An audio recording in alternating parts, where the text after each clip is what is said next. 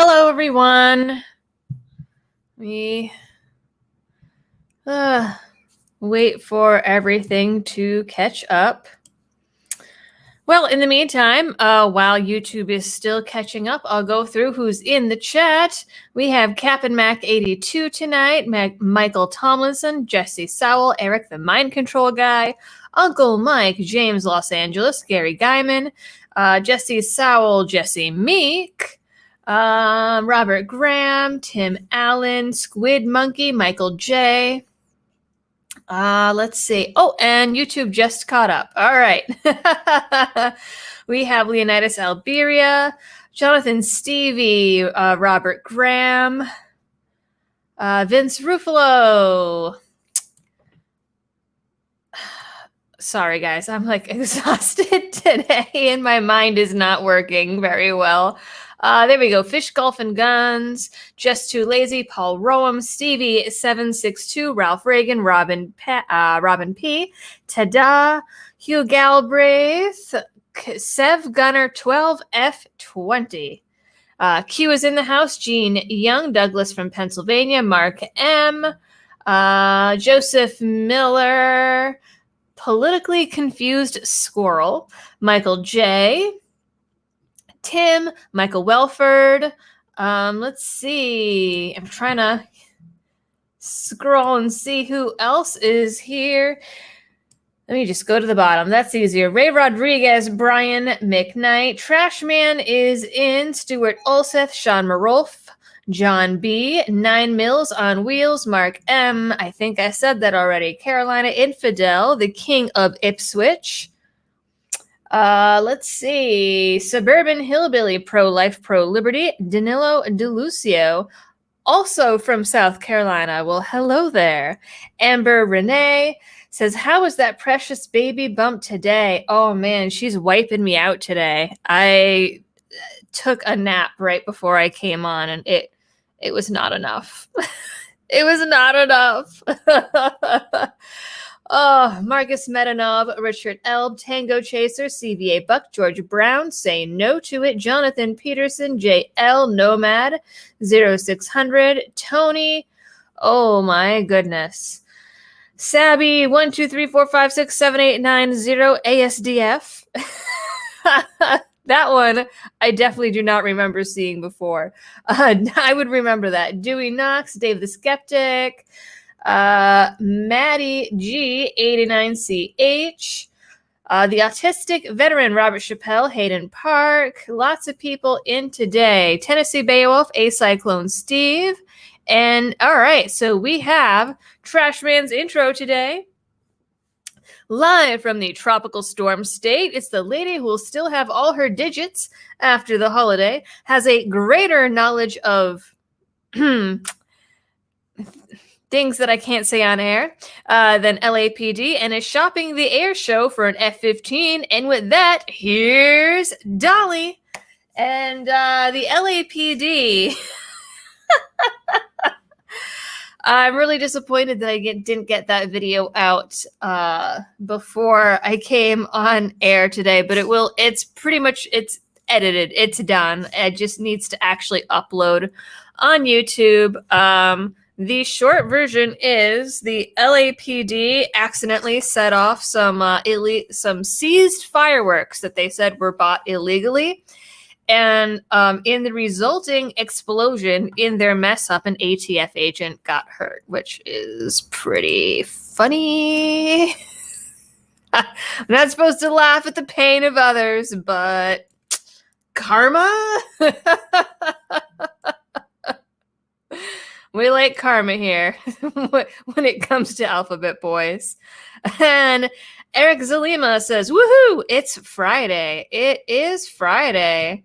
So, P. Taylor says, you can say things that go boom. Yes, things that go boom. All right, folks. So, if you notice the title of this stream today, this is the quote unquote harmful extremist content that Facebook has warned you about. If you didn't get the warnings, well, I am sorry that you have been left out. I got 2 warnings. I thought I was being left out because all my friends got one, and then it took me a while, but I did end up getting one yesterday, and I got another one today. So there are a couple different warnings that have been going around Facebook, and I screenshotted mine and emailed them to myself so we could see them on air for folks that don't have Facebook and didn't get the notification on Facebook, because I'm told that not everyone got it, though I think all of my libertarian and ANCAP friends and voluntarist friends, anyone who is mildly involved with politics or questions the government, got one of these. But according to an article in CNN, it was targeted kind of to who actually got these warnings. So this is what we are opening the show with today. So I think I can just scroll through these. Yeah, looks like I can. So let's see. Share screen. All right. For anyone that did not, make sure we got all this up. Okay. So anyone that does not have Facebook or didn't get one of these warnings, you may have been exposed to harmful extremist content recently, says Facebook. Violent groups try to manipulate your anger and disappointment. You can take action now to protect yourself and others. And then it says that you can get support from the experts to spot the signs, understand the dangers of extremism, and hear from people who escaped violent groups. And because I am who I am, I, of course, clicked on Get Support to see what it would tell me. And I screenshotted the whole shebang. So let's see. All right. So Facebook's Help Center, when you click on support, it takes you to an article about what arguments violent groups use to persuade people to join their groups. So according to Facebook, and this is really funny, some of these, extremist groups are harmful to the people in the group because group leaders might lie or brainwash their followers with false information. And I want you to kind of play bingo with yourself on this when we read through these and determine how many of these things could apply to statism, or political parties, or the BLM movement and riots that happened last summer and in some places are still continuing, the Antifa riots, the autonomous zones in Seattle and other places. Want you to see how much this might apply to all of that, and then I will show you the article in the end that they link to see who it is they're actually talking about. I'm sure you guys can guess. It says their leaders might also take advantage of group members by having the members do violent or illegal things. Group members may also face harsh consequences for their actions within the group. They may go to jail, lose their jobs, hurt their family and friends, or lose their good reputation.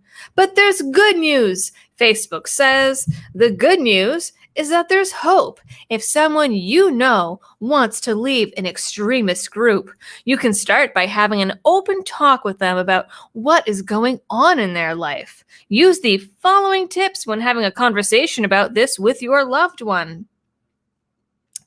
So, for example, think about the things extremism is giving them, such as community or a sense of belonging, and think of healthier ways your friend can get those needs met. Think about how best to express your love and support. Focus on a two-way conversation and shared understanding, and listen with an open mind and stay calm. I'm also reminded of, remember when it was the holidays and those articles before the election came out about, how to survive your family during Thanksgiving and the ways to talk to people so that they didn't vote for Trump, and how some articles actually suggested just cutting off your family entirely because they're racist bigots and homophobes and every other ism in the book because they might support or vote for Donald Trump. And a lot of those articles were like, oh, there is no way to have calm conversations with these people and blah, blah, blah, blah, blah. But yet Facebook is saying, listen with an open mind and stay calm because you know that they're talking about the right. There's no way that they're not.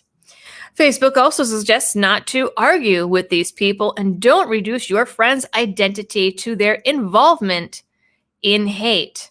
Even though that's what CNN and every major media outlet does, and all the blue checks on Twitter and every hardcore far leftist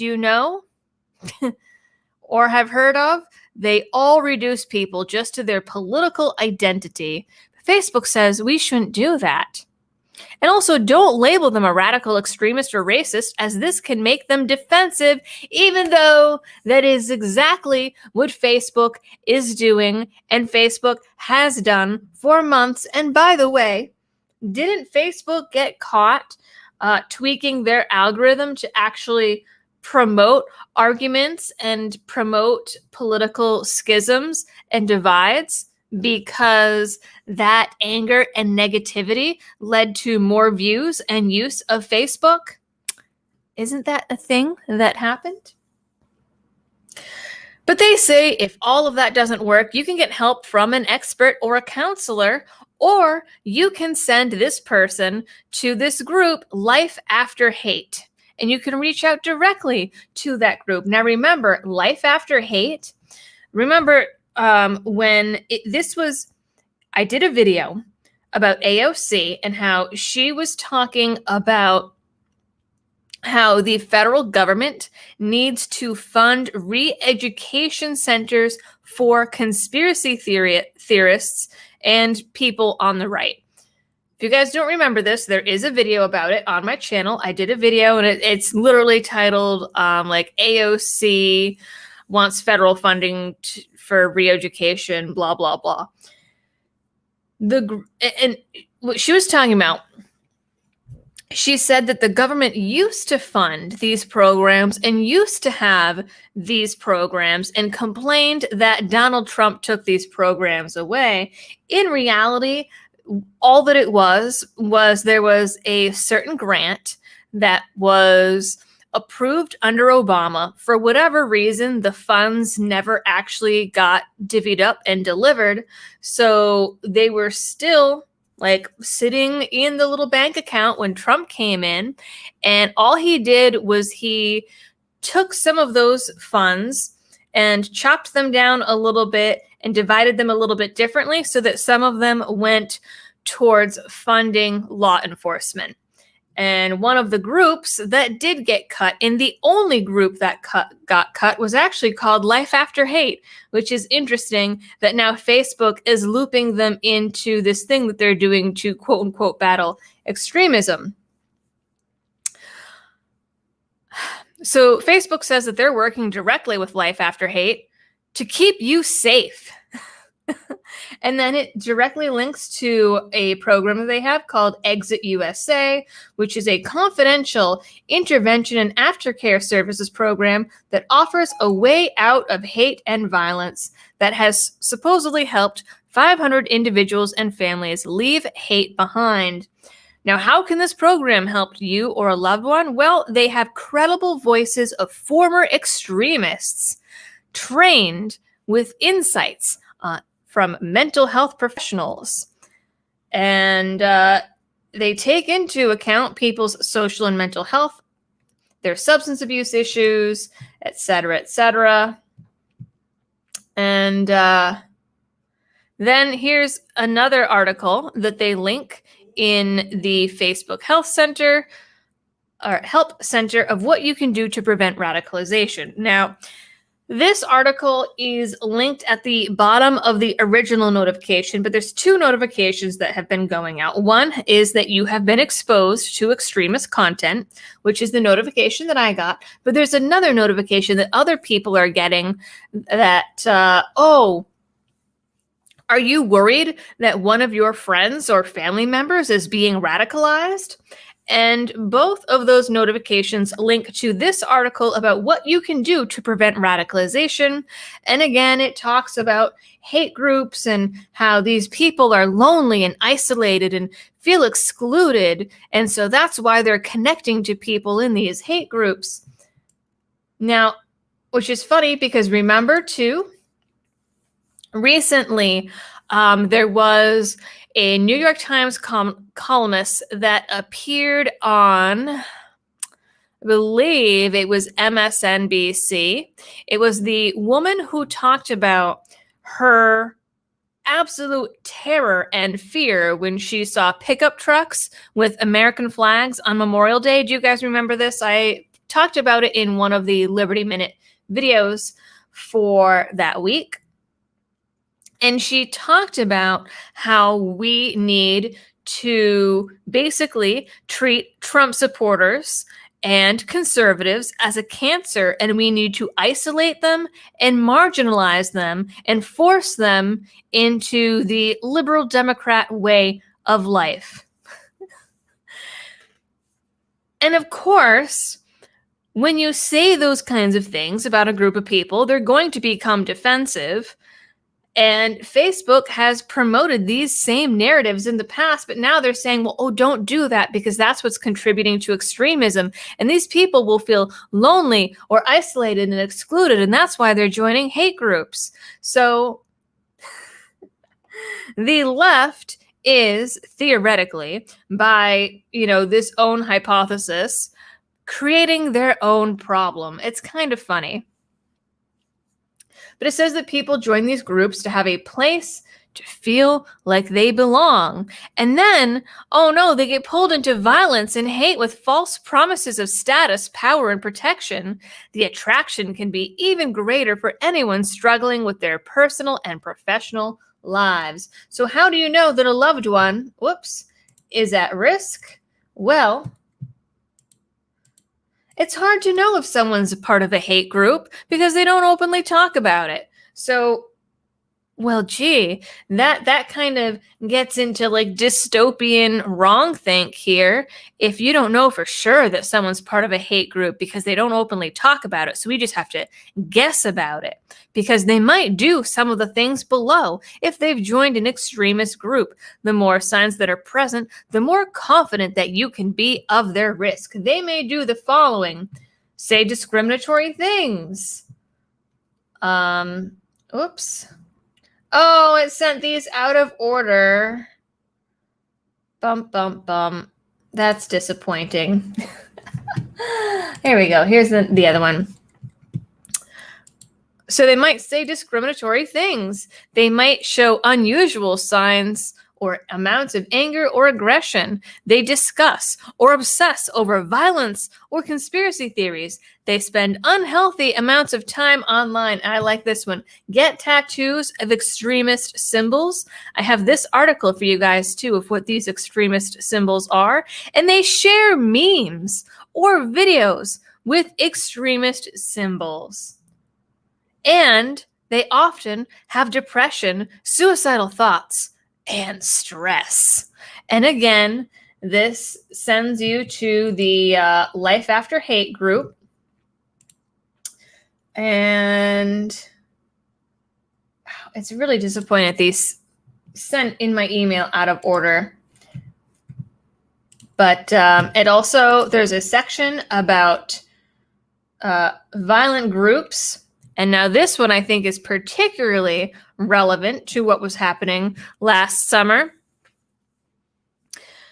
Someone might be an extremist if they say violence is the only way to achieve change. Extremist groups may say violence is a legitimate and effective way to achieve change, but there is no evidence that it works. In fact, violence often makes things a lot worse and doesn't lead to the outcomes the group wants. Did you know that researchers have shown that peaceful movements are more successful than violent ones at bringing about social change? I don't know if Antifa really knows that. It also says that hate groups oversimplify problems by blaming them on one group of people, like Trump supporters. Some groups claim the problem is the immigrants, while others claim it's the Jews, the black community, and or another group. And then it randomly talks about conspiracy theories against Jewish people in the early 1900s, and then wants you to know that Jewish people only make up 0.2% of the global population. Okay.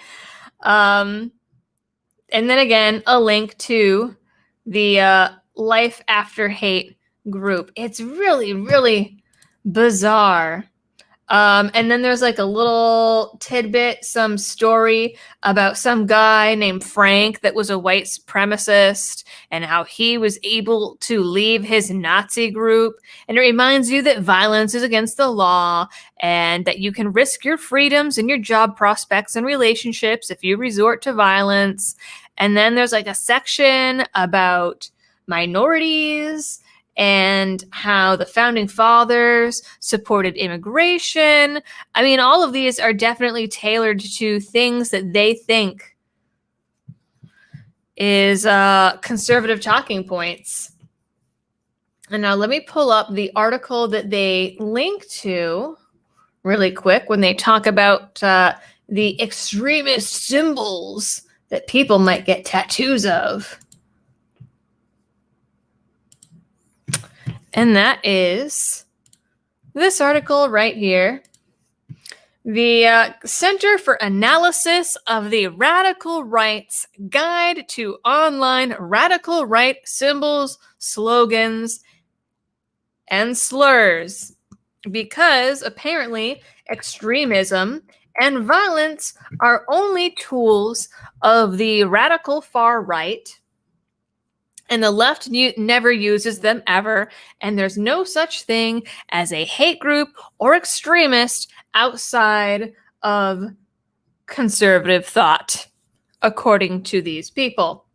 So this links to a whole report that details the principles, symbols, slang, coded references, and terminology used online by radical right extremists today.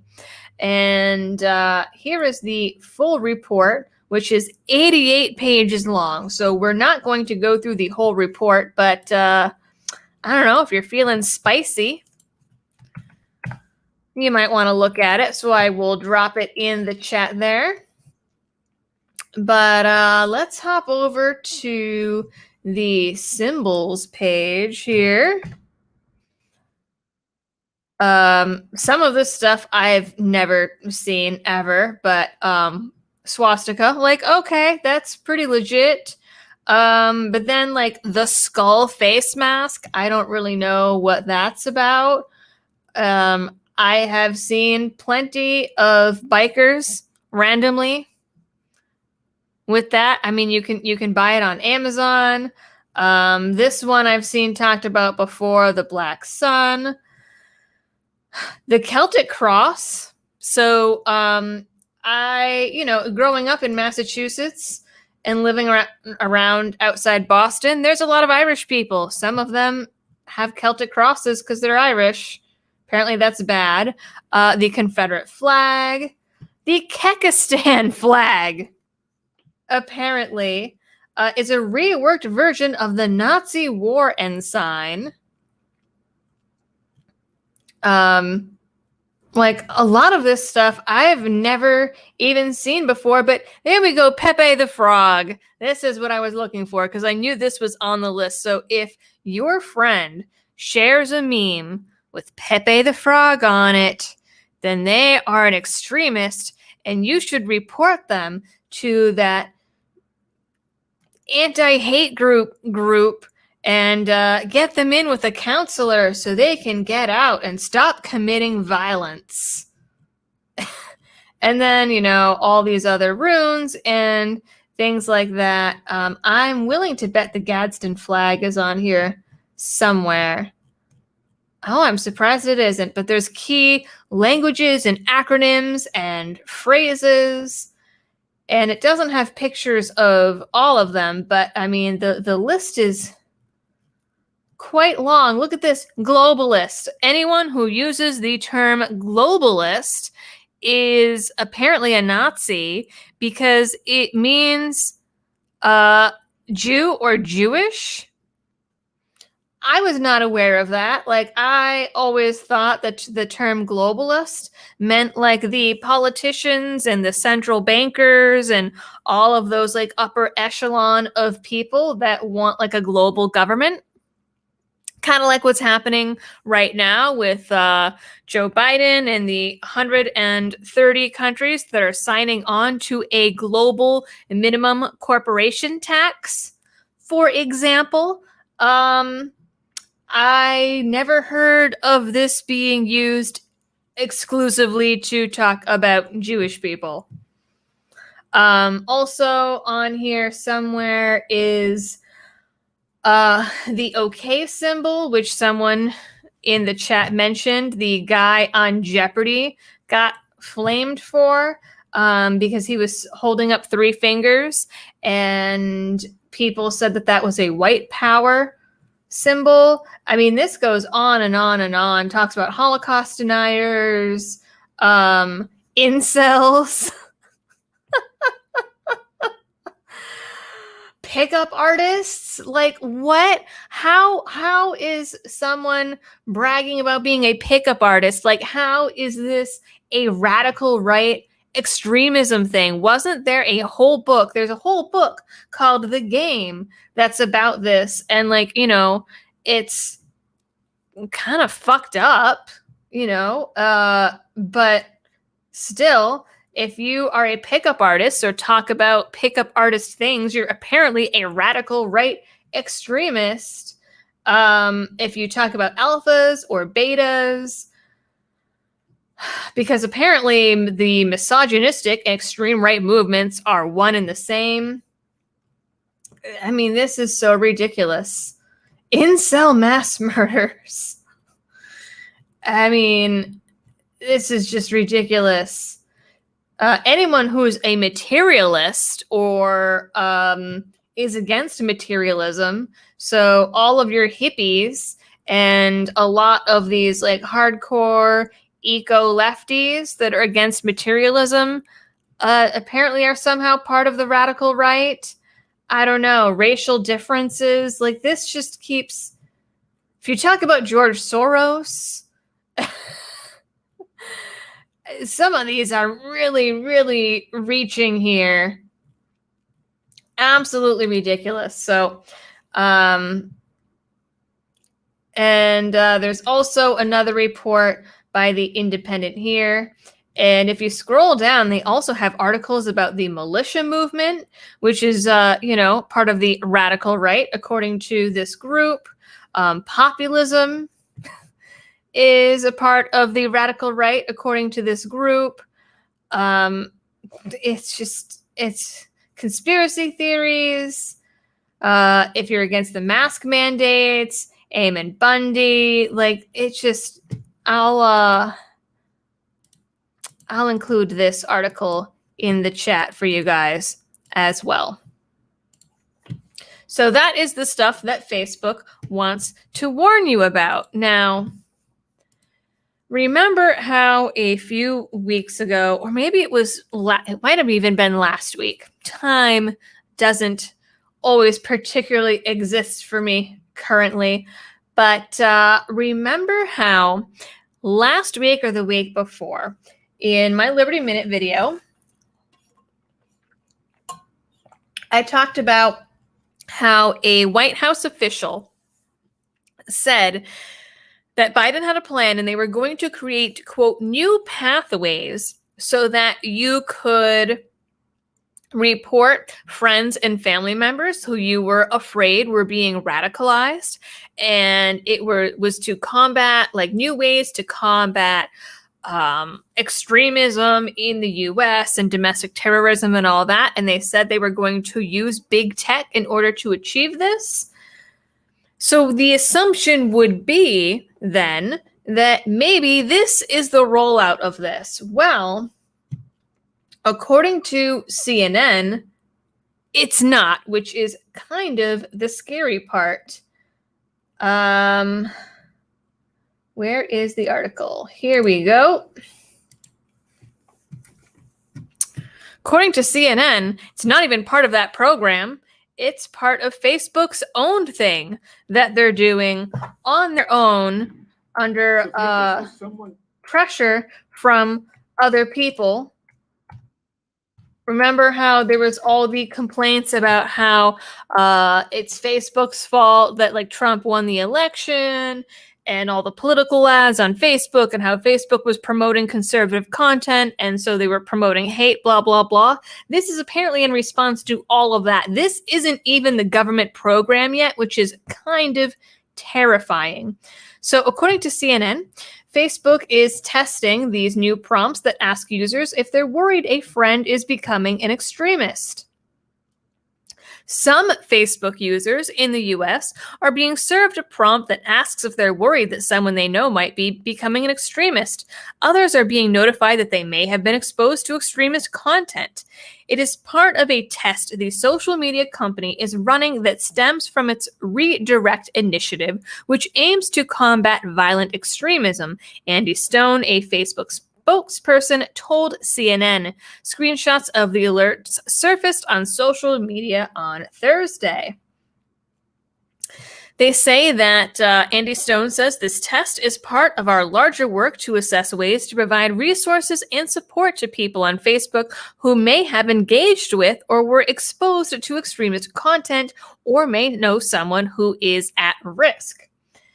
And the problem always consistently with deeming anything extremist content and trying to quote unquote fight extremist content is who is defining what this content is. And it is always politically driven, and it has been politically driven for the last 5 years.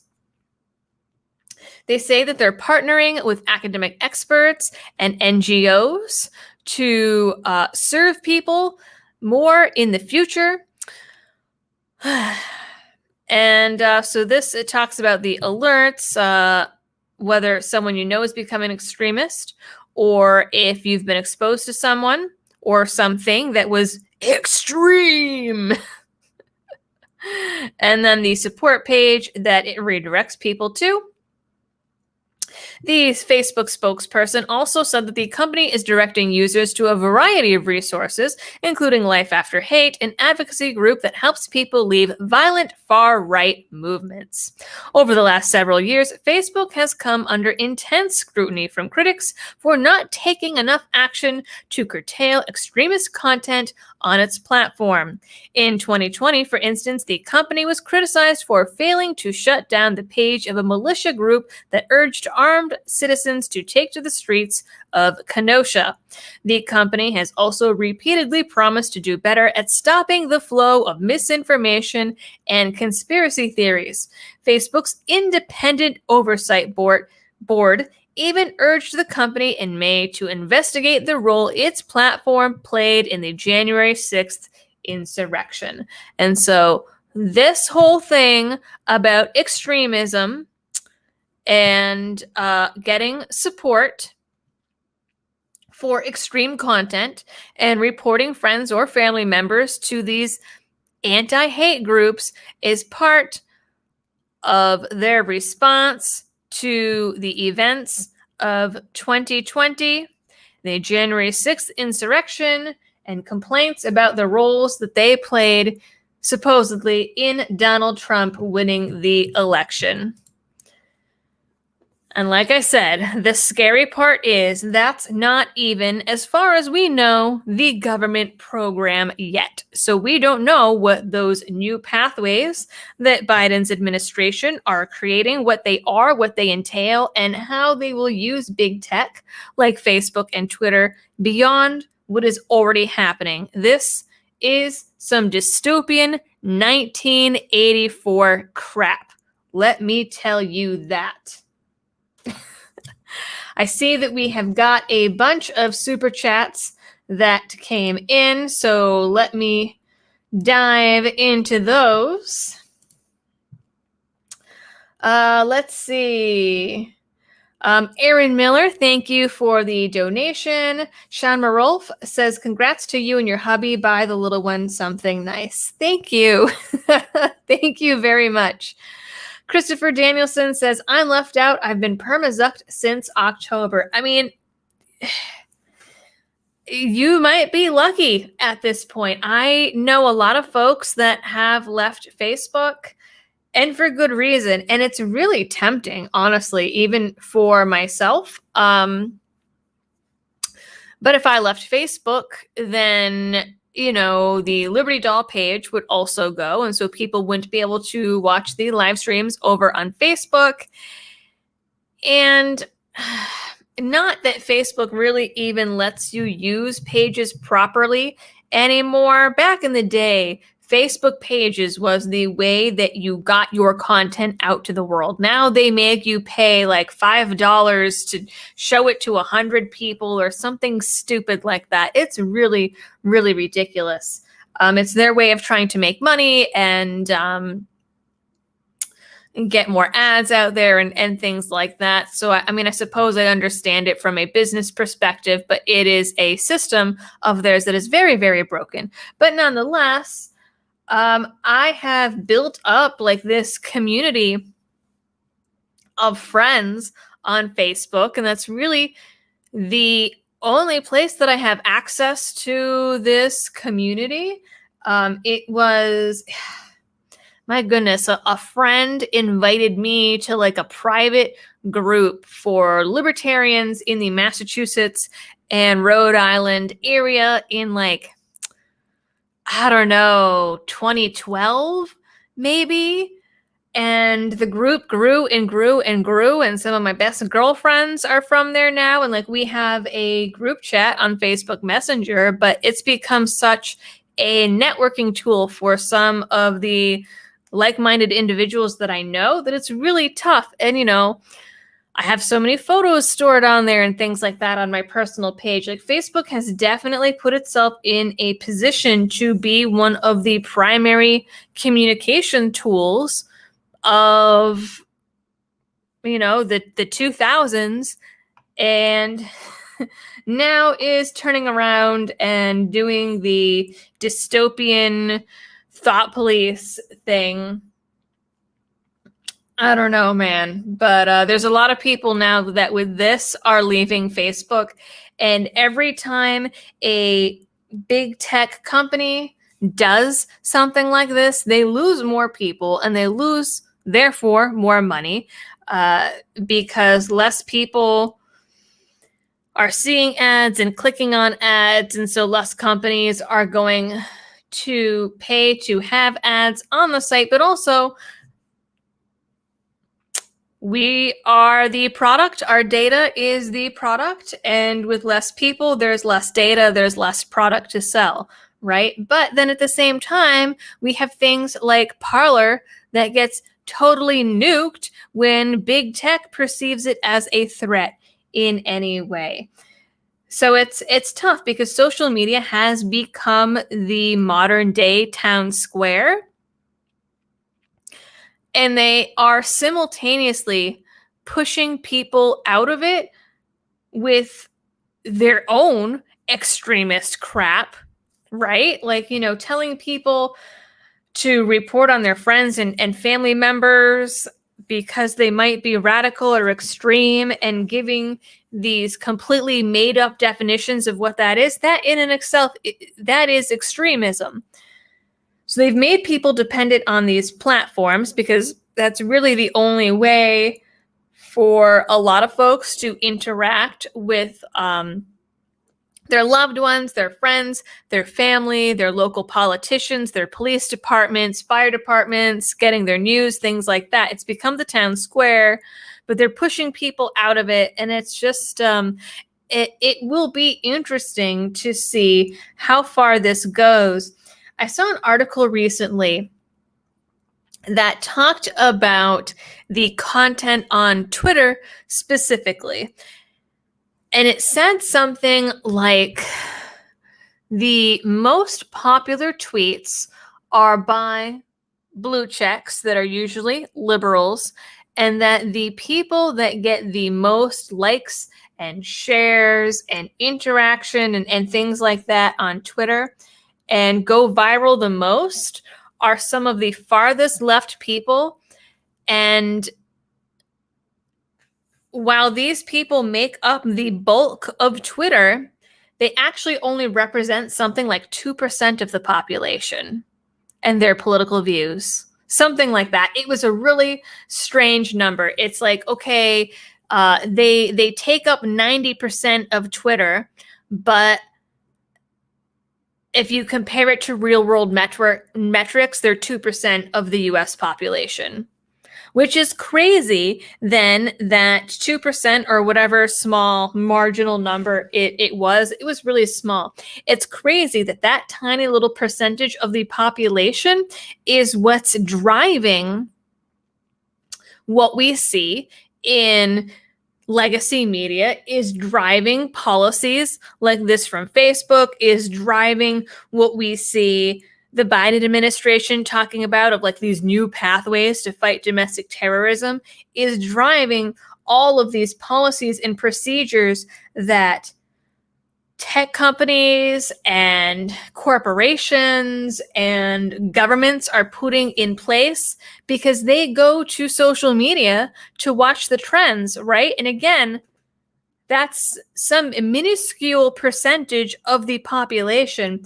And that is why, unfortunately, the folks over on the far left are the ones that are winning, and at this point have won the culture war, because their voices, however marginal, are the loudest and therefore the ones that are seen and heard the most. And it is a sad state of affairs. Robert Chappelle says, just sounds like every election cycle. It does. Exactly. It sounds like every election cycle, but now they're putting it into like the daily lexicon. Joe Marisol says, I can only afford $20 today. My son's birthday is next month. I bought him some more birthday toys. Well, thank you for donating at all. Your son is definitely more important than I am, and his birthday is more important than me. So thank you for thinking of me anyways. And I hope that he has a wonderful birthday. Politically Confused Squirrel says, when I was growing up, we had an expression, snitches get stitches. I'm not suggesting anything FBI, just recalling a fonder time when we had a thing called morality. That is a good point. And it's like, so even when I made, you guys will see the ATF joke in that little fireworks story tomorrow morning when I publish that. I'm going to schedule it tonight to post tomorrow. And I had to be very careful about the way that I worded it, and you'll see. I think it's funny. Robin says, if you look at the Southern Poverty Law Center's list of hate groups, there's not a single left of center group listed. Good thing that BLM and Antifa are so peaceful. Yeah, it's the left gets left out of a lot of things like that. And you're right. I mean, BLM and Antifa, like, I know that a lot of people are like, oh, well, there's the peaceful protests, and then there were the violent riots after the fact. Well, the violent riots were still being associated with the BLM movement. The, like, George Floyd Autonomous Zone and the CHOP and the Chaz and all of that were BLM and Antifa little campouts, right? And number one, I have heard some other commentators on YouTube say, well, how come the right hasn't done something like this? Why doesn't the right do that? If the left can get away with it, the right should be able to get away with it. Why haven't they done it yet? Well, so the thing is the right, and this is true even, the right and libertarianism and voluntarism, they have some shared sort of mythology, isn't the right word, but I suppose common stories that sort of unite the base. And think of it. Okay, anytime anyone on the quote unquote right, think about times that they tried to go off the grid or stake out some property for themselves or, separate themselves from the rest of the country or, minded their own business and happened to have a lot of guns. Let's see. Let's think about examples. So we have Ruby Ridge. We have Waco. We have the Bundy Ranch, for example. In all of those situations, what happened? Oh, the feds got called in. They brought out the tanks and the big guns, and people died.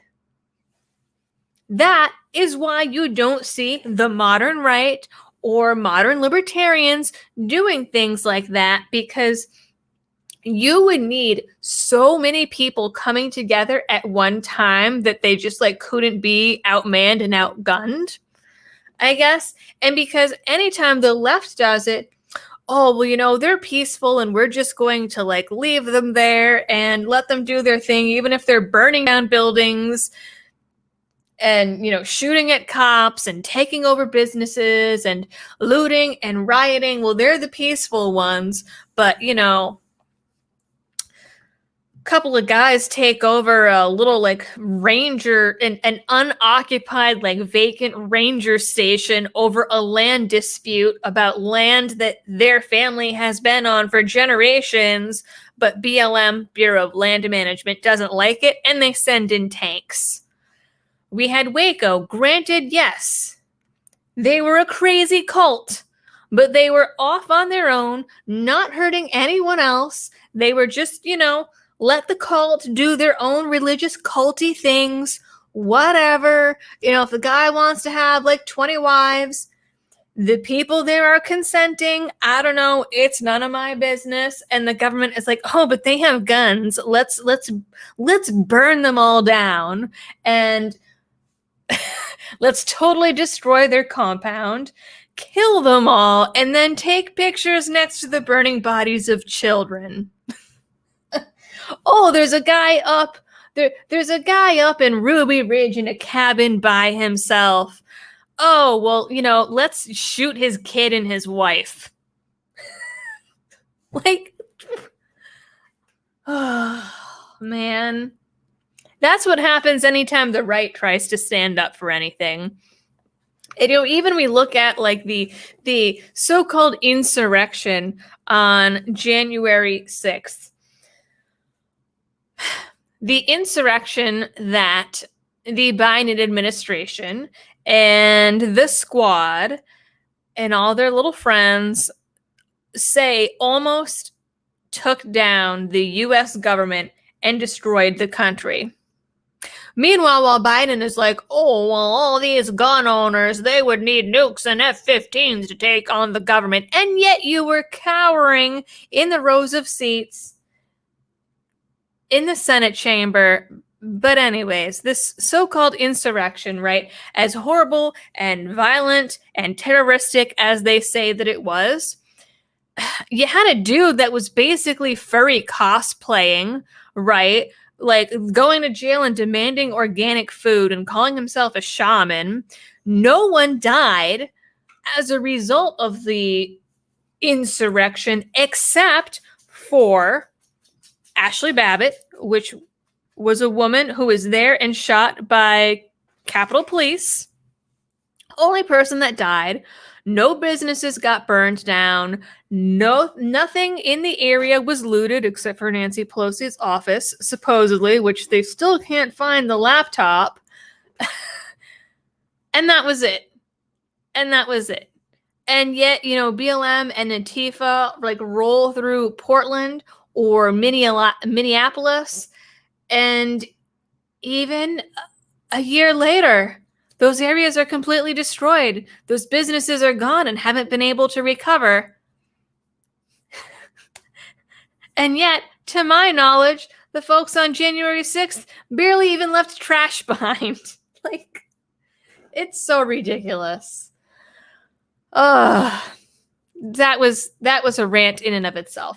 Jonathan Stevie says, as a Jewish people, I get so annoyed by leftists being offended on my behalf. Yeah, I've heard that before too. And you know what's funny? Because I remember when I made the video, I made a couple of videos. The Panera Cares video and the one Bernie learns that socialism doesn't work, whatever, where he like refused to even pay his own staff minimum wage and like cut their hours and stuff like that. And like he promised to unionized them, and then messed with the unions and cut their pay and cut their hours for his campaign. And there were like Bernie bros in the comments accusing me of being Jewish. They're like, oh, you're only a capitalist because you're Jewish. And I was like, excuse me. First of all, isn't Bernie Sanders Jewish?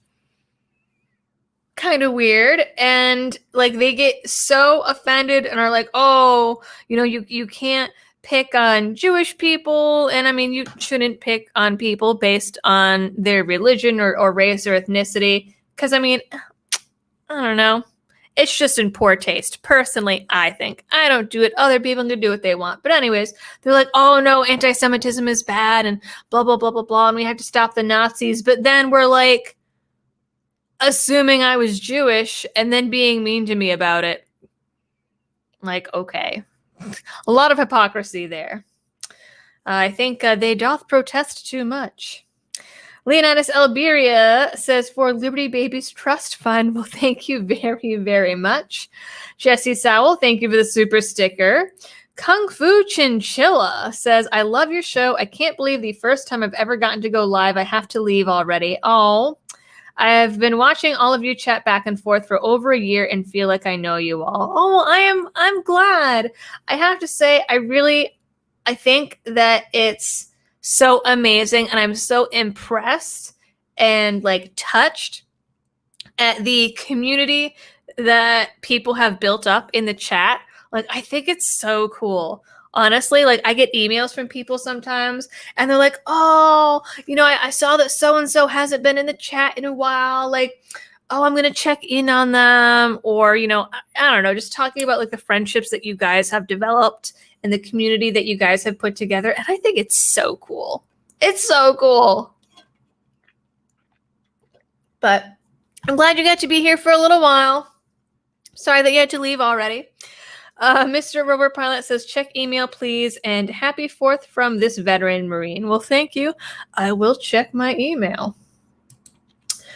So while we are on the topic of extreme content, sorry if that hurt anyone's ears. That was a little louder than I meant it to be. I want to pull up this splendid article that I saw on Twitter earlier this week, talking about extreme content.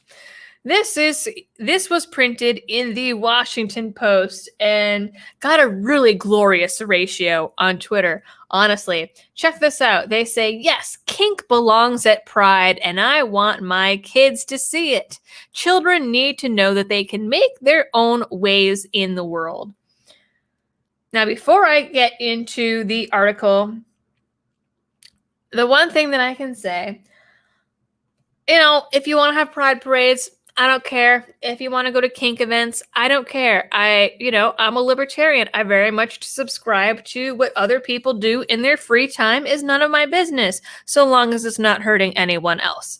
But in my work as a therapist and people that I have encountered in, friendships and in different communities, is one of the themes that I am told over and over again in the kink community is the importance of consent right? It's not, BDSM isn't like abuse as long as there's consent kind of thing, right?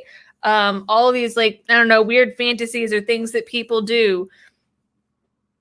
It's not bad or harmful as long as there is consent, right? Children cannot consent, just as they cannot consent to sexual activity or anything like that. They can't consent to participating in kink, witnessing kink, being exposed to kink. Because they're not old enough to understand. They can't consent to it. So really what these people are doing, if they're like, oh, my kids need to be exposed to kink, you are doing that with force. There's no consent there. And that is the biggest problem with this and the biggest hole in everyone's arguments when they're like, oh, well, kink is an important part of life and kids need to see it so they can make their own ways in the world. Kids can make their own ways in the world without being exposed to like whatever things you like during sex, quite frankly.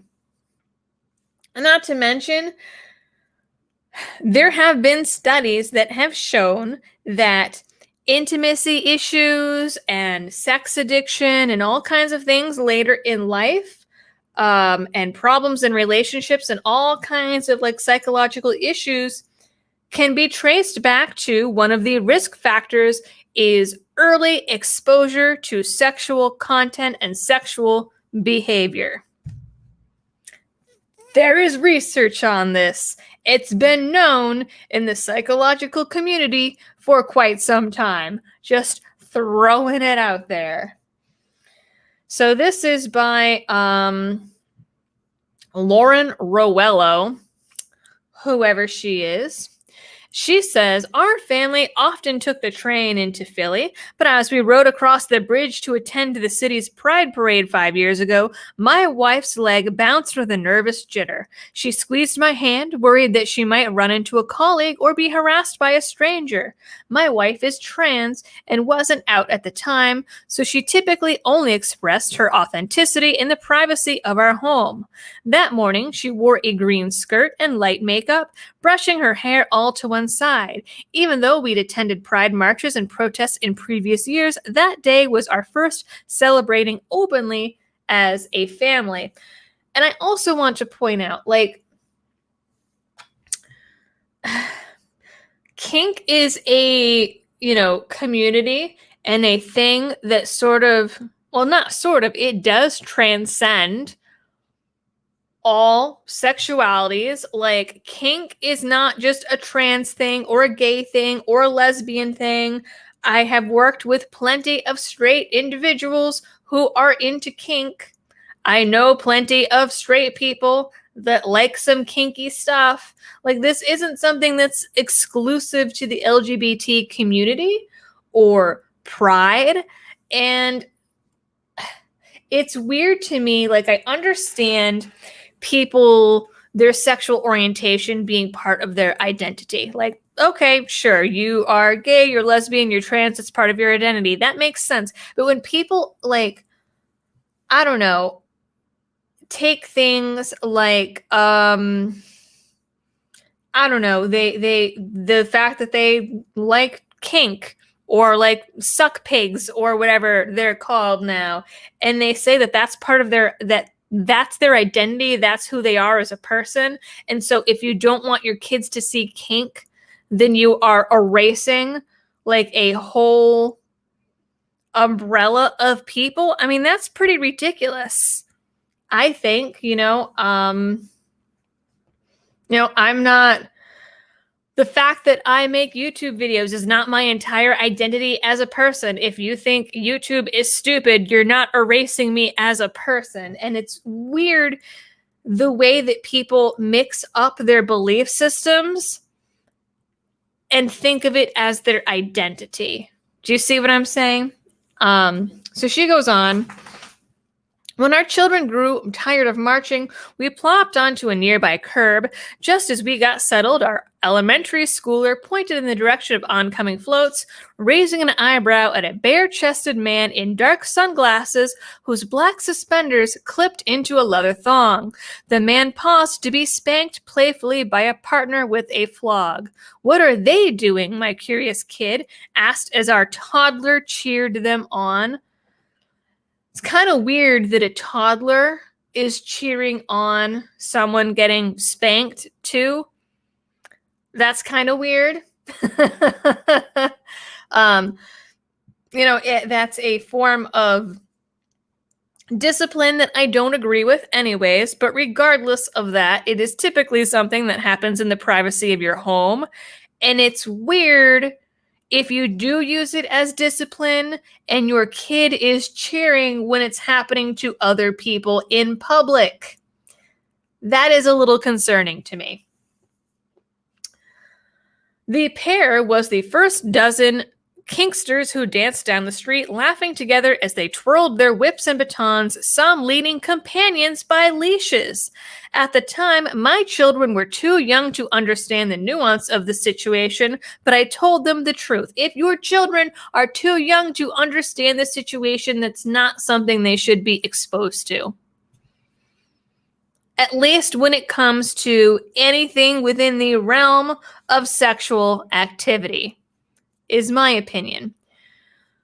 So this mother told her kids the truth, that these folks were members of our community celebrating who they are and what they like to do.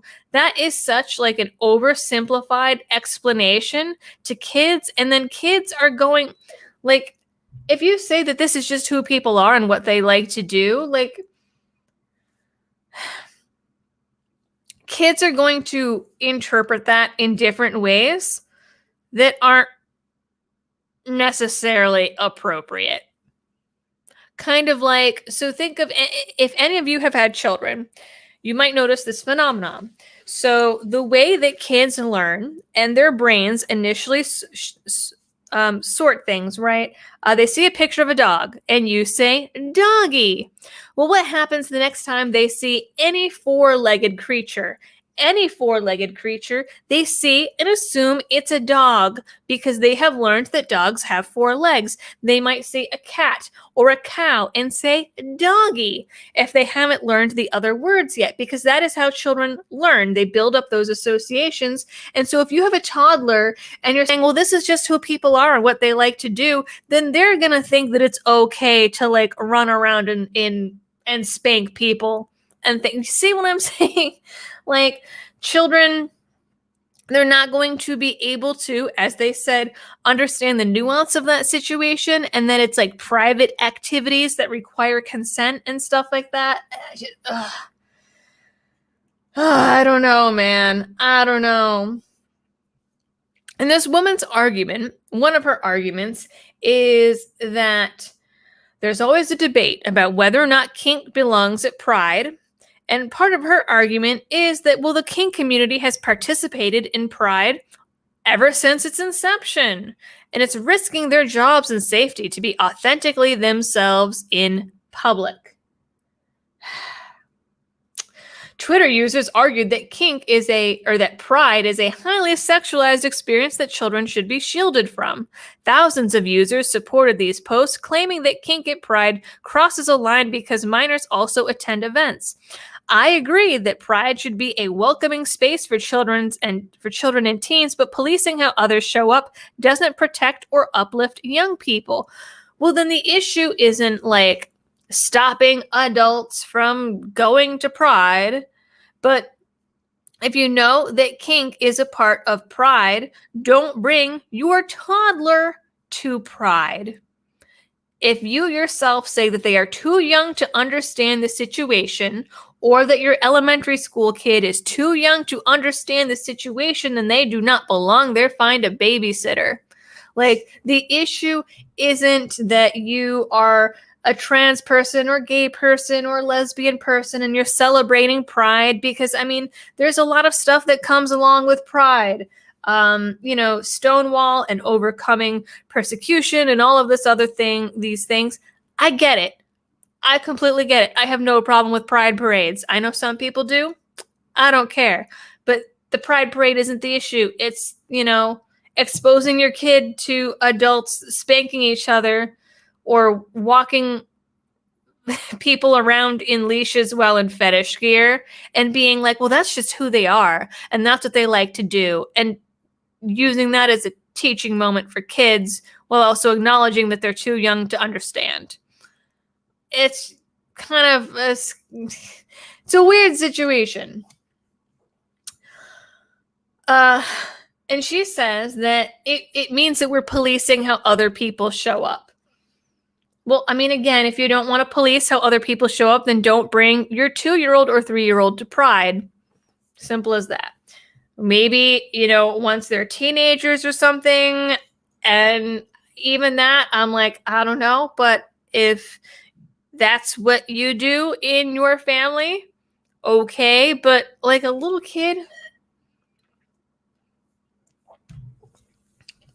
And she says, well, when my own children caught glimpses of kink culture, they got to see that the queer community encompasses so many more non-traditional ways of being, living, and loving.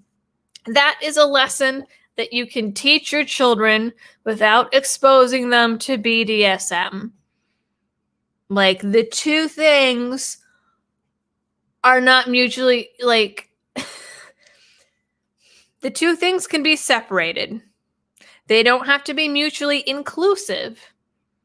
You can teach your kid all kinds of different life lessons about being an individual and being their own person and having their own beliefs and interests without being like, hey, yeah, there's this guy on a leash over here and he's getting whipped by some dude with a leather whip. It's creepy. I'm just going to say it. It's creepy. As much as I want them to spend time in queer spaces so they can be with families like their own, I also want them to know that they shouldn't limit their understanding of what relationships or expression look like to whatever's most familiar. Again, you can teach your child about different types of relationships and expression without bringing your 2-year-old to Pride and exposing them to BDSM. I mean, I guess the question is, if this woman and her family wants their children to be exposed to kink, to understand that there are different ways of being, well, my question is like, okay, if you think there's nothing wrong with your children being exposed to BDSM and different kink culture things, like, are you bringing your kid to the sex club? Are you bringing them to the adult dungeon downtown? Are you bringing them to, like, swinger parties? No? Well, then they probably shouldn't be exposed to it at all until they're older. She says that it's her way of knowing that her children will be supported and celebrated by their community. If we want our children to learn and grow from their experiences at Pride, we should hope that they'll encounter kink when they attend. How else can they learn about the scope and vitality of queer life?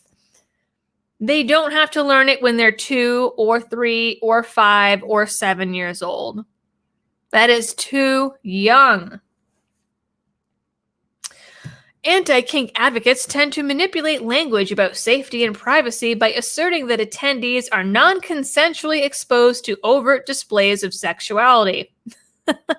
The most outrageous claim is that innocent bystanders are forced to participate in kink simply by sharing space with the kink community, as if the presence of kink at Pride is a perverse exhibition that kinksters pursue for their own gratification. But kinksters at Pride are not engaged in sex acts, and we cannot confuse their self-expression with obscenity.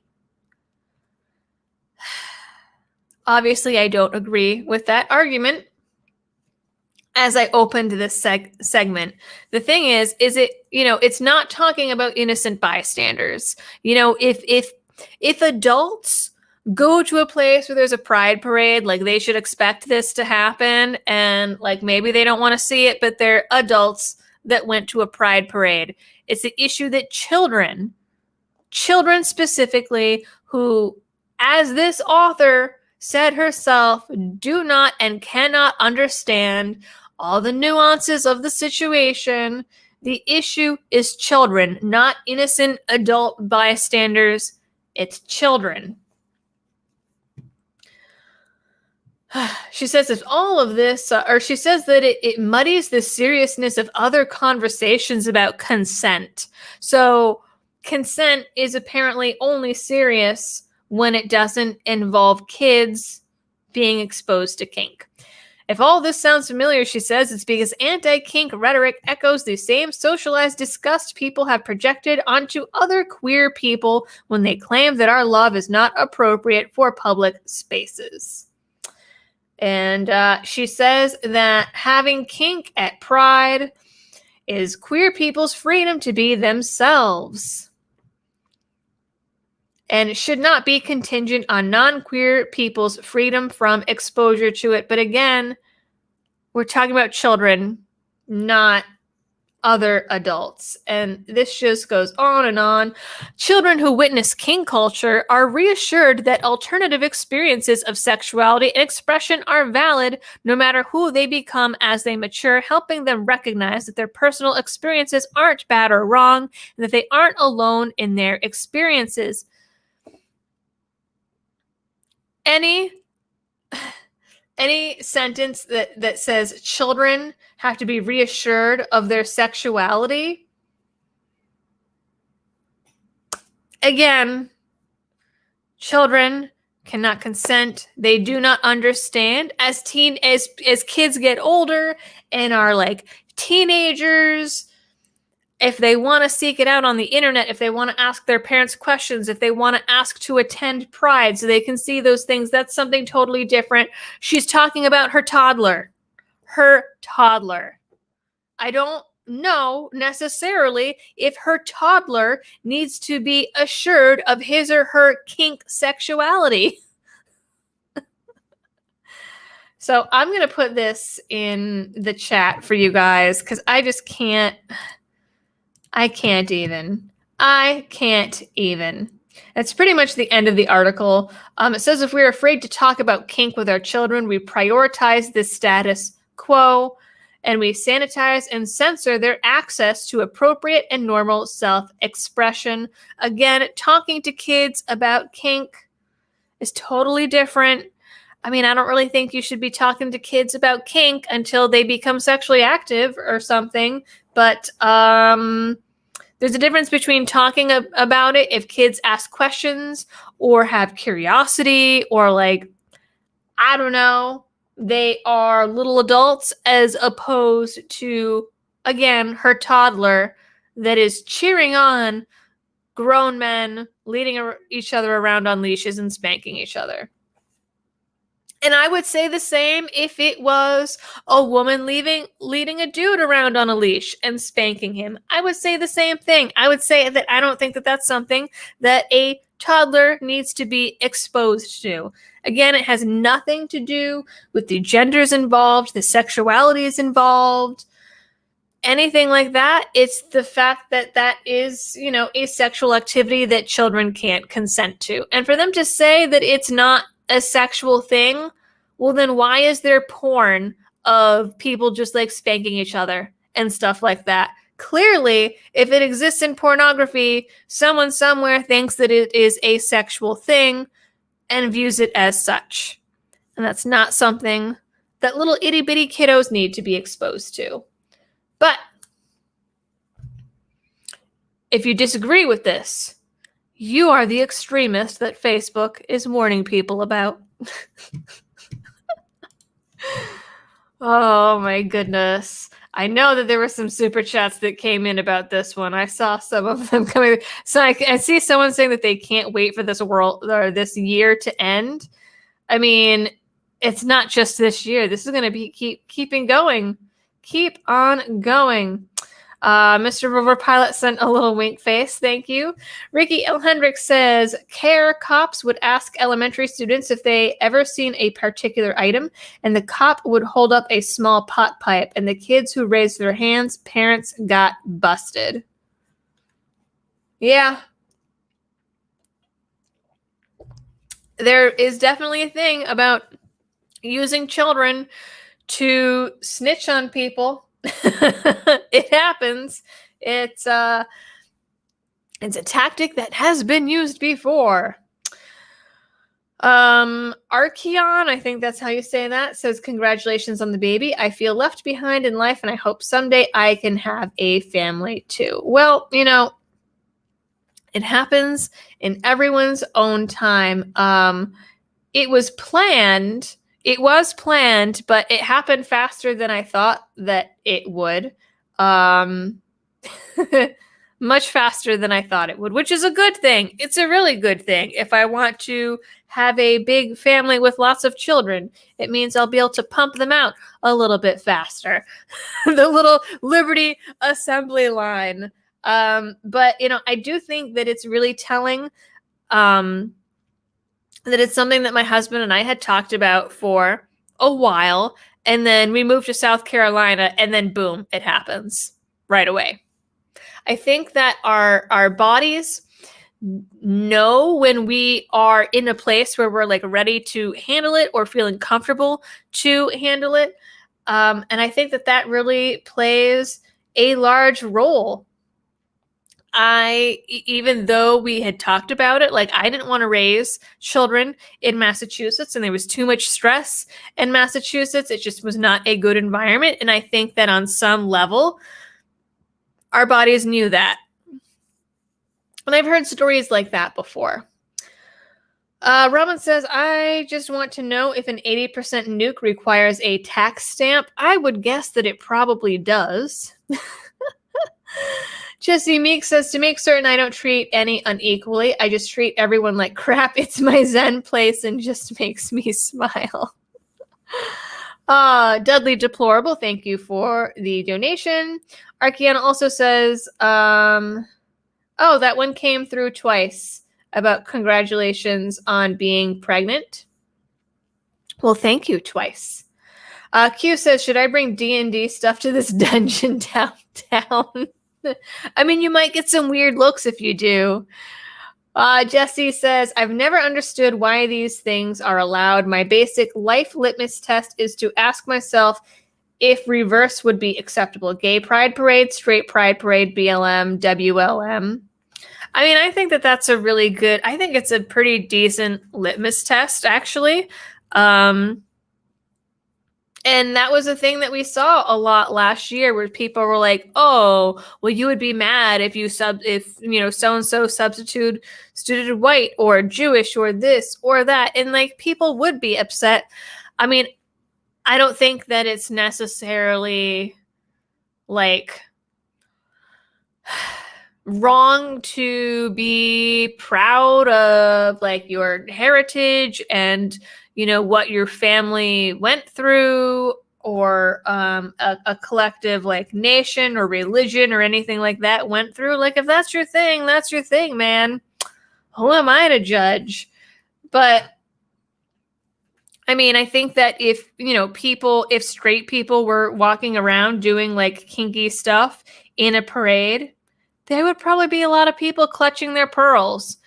If there were children being exposed to that. That's just my thought. Let's see. We've got a few more minutes. So let's see. Let's find some other news here.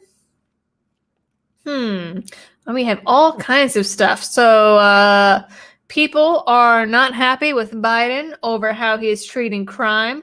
Only 38% of people are approving of his takes on crime. Oh, this is actually a good one. This is a good one. We had this really great tweet out of the Biden administration yesterday. Yes. So we had this tweet from the Biden administration bragging Planning a cookout this year? Catch up on the news. According to the Farm Bureau, the cost of a 4th of July barbecue is down from last year. It's a fact you must heard. I don't understand this part here. It's a fact you must hear, must heard. Oh, it's supposed to be like mustard. That's so dumb. That's a really bad pun. If people don't understand it, I'm like, oh, it's like the D in parentheses because they're Democrats. But when I say it out loud, like, okay, I get it. It took a minute. It's a fact you mustard. Hot dog, the Biden economic plan is working, and that's something we can relish. And then the GIF is, oh, the cost of a 4th of July cookout in 2021 is down 16 cents from last year. And then it has the prices of vanilla ice cream, beef, pork chops, lemonade, and sliced cheese. And it's down 1% from last year. Well, so the funny thing is, yes, it is down from last year. But remember, we had all of those crazy price increase spikes during COVID last year because all of the supply chains were shut down and the supply could not keep up with demand, and so prices spiked up. The prices today are still exorbitantly higher than they were in 2019 and in 2018, and I believe that I saw an article that right now gas prices are skyrocketing again, which they typically do in summer, but right now they are 42% higher than they were in 2014. But Biden is like, well, look, this cookout will cost you 16 cents less in 2021 than it did in 2020. 16 cents is his definition of his economic plan working. What a crock of shit. Democratic President Joe Biden's administration bragged on Tuesday about saving Americans 16 cents on the cost of the total amount of food that they'll consume on the 4th of July. The Biden administration tweeted out the cringeworthy boast from the official White House Twitter account, along with widely mocked puns. They are really bad puns. And it says that the tweet is highly deceptive, which it is. For starters, the administration got the information from American Farm Bureau, which only selected 12 items to use for its claim that food for July 4th celebrations would be less expensive than last year. Tons of common items were not included in the list, such as steak, soda, alcohol, condiments, tea, hot dogs, corn on the cob, ribs, etc. That just all sounds delicious. Now I want corn on the cob. I have not had cravings necessarily in pregnancy, but I have had, if people mention a certain food, then I'm like, oh my God, I have to have it. And I read corn on the cob. Now I want corn on the cob. Anyways, the Farm Bureau did not respond to a request to release the average price of other foods across the country. I wonder why. The graphic that the administration tweeted out did not include any of the items that the Farm Bureau said increased in cost, such as 2 pints of strawberries that are up 22% from last year, a 13-ounce bag of chocolate chip cookies is up 11%, hamburger buns are up 6%, potato salad is up 3%, and 2 pounds of boneless, skinless chicken breasts are up 1%. Now, I will say, though, the Farm Bureau says that chicken is up only 1%. But remember, we had that graphic that we looked at last month. It might have been the end of May, where it talked about post-pandemic prices and how the prices of a lot of grocery items had gone up anywhere between 12 and 30%. and things like pork chops, chicken, stuff like that had been on there and had all gone up more than 10%. The cost of corn has gone up 120%. But of course, the Farm Bureau is not going to include that corn in their list because there's no way that they can say that it's cheaper than it was last year. And even with all of Biden's supposed savings on his economic plan, it amounts to a 16-cent difference for an entire barbecue. Let's say that the average barbecue has like 10 people at it or something, even though the Biden administration also says that we shouldn't have 4th of July picnics and things like that. Still, because of the Delta variant. So let's say that there's like 10 people, and it's bragging about 16 cents across 10 people. The claim that saving Americans a total of 16 cents on a very narrow list of items is proof that the Biden economic plan is laughable. And then it mentions that inflation is skyrocketing, which we've talked about on this program a few times before.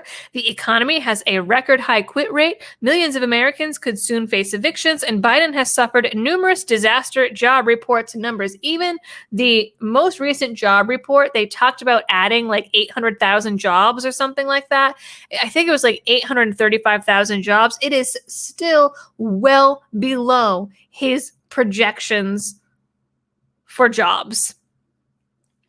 Gas prices are higher now than they were at any point under former President Donald Trump and are the highest they've been since 2014. AAA said this week that they expect crude oil prices to likely continue climbing following the holiday and through the end of the summer. Top Democrat economists have warned that the economy is at serious risk of overheating and of inflation becoming worse. You know it's bad. When I mentioned before, we talked about this on the program too. CNN, MSNBC, NBC, ABC were all warning their viewers about inflation. There is an article out today in The Guardian warning about inflation and a coming recession that they say is going to be worse than the 1970s and the 2008 to 2009 collapse by an insane order of magnitude. If The Guardian is saying that, you know that we have problems. If Democrat economists are warning about it, you know that we have problems. 85% of Americans are now worried about inflation, this article says, and they should be. They absolutely should be. You can see it happening in real time. All you have to do is like go to the grocery store once a week and watch the prices. That's all that it takes. Go to the hardware store and look at the price of lumber. That's all that it takes. This insane monetary policy that this country has had for quite some time has been exacerbated by the pandemic, and the day of reckoning is coming. You can't just keep printing money out of nowhere and severely deflate the dollar and expect things to not go wrong. We did a whole talk about this on the program a few weeks back where we talked about the crack up boom and the inflation numbers and all of this crazy stuff that's happening. I talked about it, I believe, in a separate video as well. The gas shortages and all of that, like that video, I believe it was that one. I mean, it's coming. All of the economists now at this point are pretty much in agreement that it's coming and it's going to be bad. And Biden is over here like, well, I saved you 16 cents this weekend. That is so tone deaf and so out of touch with reality. Top investors have also warned the Biden administration just continues to pour more gasoline on the fire, which they said is making inequality worse because you end up subsidizing the rich at the expense of the poor. Furthermore, Biden's own administration has said that food prices are in fact increasing. This is from the USDA last week, where they say Restaurant purchases CPI increased 0.6% in May and was 4% higher than May of 2020. And remember, we already were seeing a spike in pricing in 2020 because of the problems with the supply lines. Remember all of those plants that were getting shut down and how farmers couldn't get their meat to the production plants, and they couldn't get it to the grocery stores, and all of that. And all of that created a huge spike in pricing last year, and still we're another 4% higher than that. That is huge. We've talked about what happens when the average person's income, a third of it, goes to groceries. It's not good. Historically, every time that has happened in any other country throughout the world, it has led to violence. And people say that this is fear-mongering, but unfortunately, this is just looking at the data and the raw numbers and what has happened in history. Now, the feds could fix some of this if they lowered interest rates, if they stopped with the quantitative easing and all of that. They stopped with this insane bloating monetary policy. There would still be a recession because we would have to go through a period of deflation, and it would be messy. Every point of interest that they add corresponds to, I believe it's a 10% decrease in the stock market.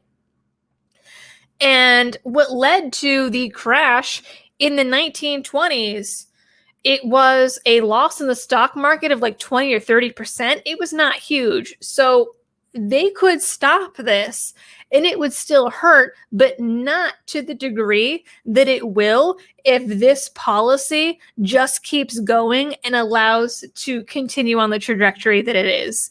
I mean, even the USDA is like, oh yeah, all these prices are increasing, and they're increasing at a pretty alarming rate. But, again, it's that 16 cents that you're going to save this weekend that proves that the Biden economy is working for middle America. Absolutely ridiculous. Absolutely. And so disingenuous. But that's what politics is, right? That's what politicians do. They spin things to their advantage. All right, we're going to take the super chats here.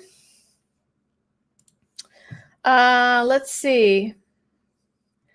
Steve Pat says, we'll have to watch later, but just wanted to say congratulations on your baby girl. Thank you. You'll have a beautiful Liberty family and so much happiness and love. Well, I hope so. Actually, there are people on my Facebook that are already kind of picking on me for the mother instincts coming in. Robin says, Rob, you are going to get me in trouble, girl. Says, where can I buy a nuke for 16 cents? I want a nuke. Still a smaller explosion than LAPD. I still can't believe that story from the LAPD. That is so stupid. I can't wait for you guys to see that video. I shared that story with the folks on Patreon as their preview for this coming video. A Cyclone Steve says it's a good thing no one uses lumber on the 4th. No, they just can't have any porches or patios for their pool or anything like that. And hopefully they don't have to fix any railings or anything. Robin says, all that I'm saying is that if you hear about someone being arrested for chasing the neighbor's chicken with a knife, yeah, I've had a lot of friends that say it's going to come down to being able to grow your own calories. That is entirely possible. Entirely possible. I know I am not a green thumb by any means, but you can bet we bought one of those seed vaults in the Mylar bags. We got a whole bunch of Mylar packages in last week, I believe. And, we did a lot of stuff that we pre-bought from different companies. My Patriot Supply, for example, you guys know that is one of the companies that helps out this channel, and they have a deal right now. It's 25% off a 4-week emergency food kit, or I think $300 off a 3-month supply, which is a pretty good deal. So we shop around. We get little things from them. We get things from Augustin Farms. We get things from Emergency Essentials, and we're also going to use the Mylar bags to like pack up some rice and beans and things like that, things that are going to keep for a long time and that are staples, so that like if we don't end up needing them in the event of a crash, like we're going to use them anyways. It's rice and beans, but it's definitely a good idea. All right, guys, it is 8:40, so we are going to wrap it up. Robert Graham says that now I need a rototiller. I don't know about all that. Salt Alicio says that they own cattle, or he owns cattle. That's a good idea. I really want some chickens for the eggs. My husband can't eat eggs, but I like eggs. I eat a lot of eggs, and I think that like I've heard taking care of chickens is relatively easy, and so it would be like a good chore for like the little itty bitties to teach them some responsibility and caring for other creatures. I think that it could be a good match. So once we have this baby and they get a little older, I think I can convince my husband to get some chickens. It'll be a good idea. But and yes, hunting is also a good skill to have. But I've got to run. I'm already running late for my D&D group. But everyone, thanks for tuning in. Thank you all to the mods, everyone in the chat, the folks that come in from Patreon and Subscribestar. Anyone who has liked this video, is subscribing to the channel, any of that. Acyclone Steve says chickens are a gateway animal. Well, we don't have room for anything else. So, I mean, we have room, but our land is mostly wooded. And Dragon's Talon 1001 says LLD needs to buy a tractor so Liberty can sing. She thinks my tractor is sexy. I don't even know what you're talking about. All right, everyone. Good night. Stay tuned. Keep an eye out for the video tomorrow. And everyone have a happy and safe holiday weekend. And I'll catch you on the other side. Good night.